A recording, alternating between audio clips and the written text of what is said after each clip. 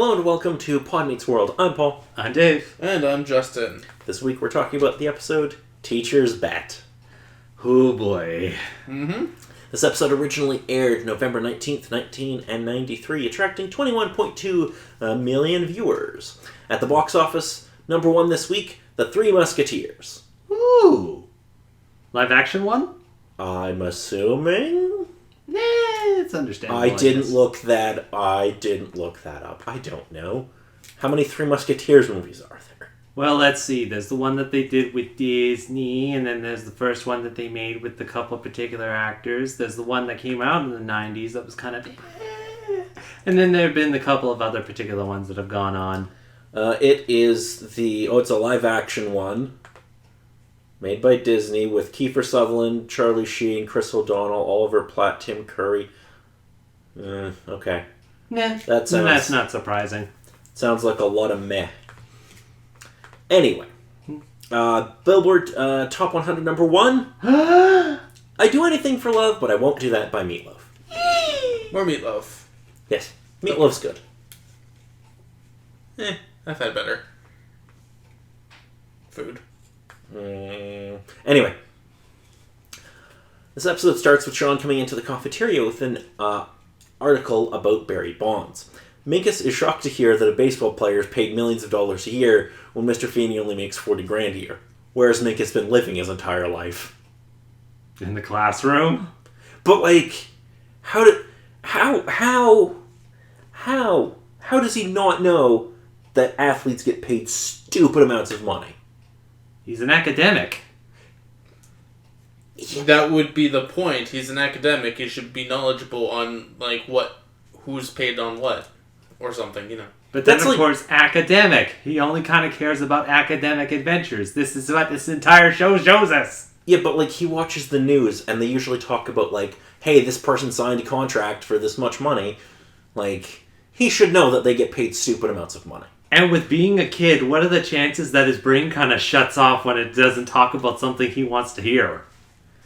I still think it's dumb. Anyway, Sean and Corey think that's a gross overcompensation for a salary for a job that never changes. And in fact thinks Mr. Feeney is as predictable and unchanging as his coursework. Which, they do kind of prove. Predictable. That's good stuff. The lesson of the week is prejudice. From slavery in the South to Nazi Germany. Well, we're off to a fun fucking start. Because if there's one thing that leads to comedy, it's Nazis. But don't worry, being a Nazi is okay again, apparently. Anyway. No, it never has been okay. Have you been to America recently? I still wouldn't call being a Nazi as okay. I'm not even debating this. I think there's a lot of people in America who would disagree. I don't usually go by the American standard. Well, let's not talk about Nazis anymore. That would probably help a lot. There's too much Nazi talk on this. That's your fault. I know, but... after one too many cracks, Mr. Feeney calls Corey aside after class and tells him that he's making teaching difficult. Corey thinks he just makes Mr. Feeney's otherwise dull and easy job more interesting. What an idiot. And with that, Mr. Feeney makes a bet with Corey. Teach the class for 1 week, and if more kids than normal pass the test, Corey wins 1/5 of Mr. Feeney's weekly paycheck. And if less kids pass, Mr. Feeney gets Corey's brand new bike. Deal. Eric brings home his new friend, Linda. And Morgan takes a liking to her, especially when she gets a Japanese lantern as a gift from Linda. Linda is Japanese, in case that wasn't clear with the Japanese lantern. Yeah, but she's also named Linda? Yes. It's not a Japanese name. No, it's not. Yeah, Okay. No, it's not. I don't know what a Japanese name would be, so I'm not going to make one up and sound like a racist. It would help. I could say something racist. I mean, she could be named But Sakura. again, you'd just be digging your own grave. Sakura would have been fairly simple. Yes, but how many people in 1993 would be able to say that in America? Good point. like, I don't think Dragon Ball or Sailor Moon were popular yet, and Pokemon. Sailor wasn't a Moon thing. might have been starting, Maybe, I don't know. because that was on YTV when I was. I remember that being on YTV. Okay, well, that Sailor Moon, when it came local, like when they localized it here, they localized the names to be Americanized. Okay, well, I think I watched one episode and I was Yeah. like, no, this it makes me nauseous. Anyways, moving on from that. While Amy hustles them into the kitchen to eat, Corey and his dad get home, and Corey excitedly tells them both about the bet. His parents are less than enthused about Corey possibly losing his new bicycle, since, well, he's not exactly a stellar student. His first day of teaching, Corey introduces himself to the class as, "Hey dude," Hey, dude. eliminates the dress code, and assigns Minkus to get a life. Like, you're not going to show up naked, are you? So long as you're covered. Topanga. So good. When he returns, convinced that he's the greatest teacher ever, his dad brings down his good mood by asking for details on the bet. It turns out, since Mr. Feeney grades on a curve, he'd score the highest on the test that he wrote, and more kids would fail. What 6th grade grades on a curve? We didn't grade on a curve in high school. Or when I went to university. I feel like that's outdated. Perhaps. I mean, this was 93. Yeah, okay. Well, anyway. The next day, Corey tries to get his act together by employing the help of Sean, but Sean would rather play poker. Because of course he would. Topanga opts to sit on a yoga cushion instead of her desk. Because of course. And Minkus brings in a space hopper. You don't want to sit on a yogurt cushion too, do you? I love a world where yoga is this foreign thing that nobody knows anything about. Yeah. Although, Topanga is like, present, but not quite here. Yeah. She's doing some, like, meditation thing. Yep.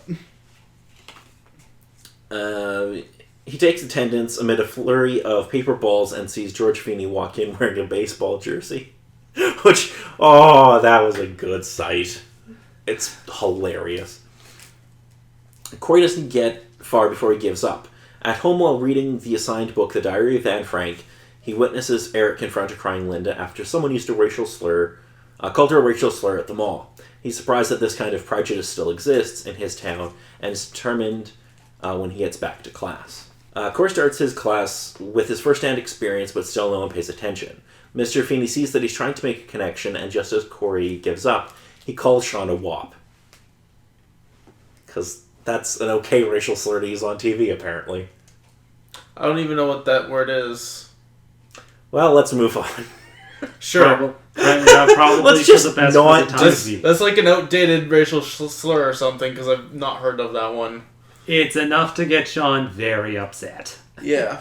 And gets everyone's attention. He makes Sean and the other students, the stunned students, think about what he has said and why it's not okay. Corey makes his passionate speech against prejudice, tying it into the assigned book. In the end, the same number of students pass as usual, with Sean doing better than usual, and the bet is called a draw. Corey comes away with a new appreciation for teaching. The post-credits tag lightens the mood with a happier Linda having made the cheerleader squad and stopping off to show some of the cheers she's learned, which are the exact same ones that Amy learned fucking 30 years prior. It's like, Or 20 years prior. Nah, cheerleading's not like that It's anymore. evolved. It's modern. See? And it's the exact same routine. Exact same thing. Although I kind of saw that joke coming a mile away. Oh, yeah. Yeah, no, it's not a clever joke, but it's a good joke. Yeah. Mm-hmm.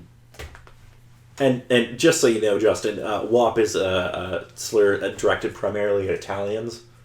Oh, okay. I don't get it. I mean, you don't even go into what it is. Maybe after we So what did finish they this. name their hamburgers at Burger King there? Do they have Burger King? Justin, that's a joke I would make. You're rubbing off on him. We're all doomed. It's like, I just learned this is a bad word, but they're like, but this is a Whopper. Am I not allowed to say Whopper anymore? Well, don't go up to an Italian and go, Whop. I wasn't planning on it. No, actually do it. See what happens. No. Find the biggest motherfucking Italian person you can. Mamma mia. And find a Burger King sign behind them and go, Whopper. It's like, yeah, that is. You Oh, need some shit, I'm water there, dying. buddy. Okay. So what did y'all think of this episode before I die? This episode, it definitely worked with the concept they were trying to work with, and just the experience of Corey going through understanding how to teach and whatnot, and with my future experience of seeing previous or future episodes of Boy Meets World, as well as seeing an episode or two of the new one, it's interesting to see that sort of teaching style being represented in this sort of time in comparison to how teaching usually happened. Yeah, I mean, I don't think a teacher would actually allow this to Well, happen. of course not. But, I mean, it was interesting to see that it still apparently taught the lesson.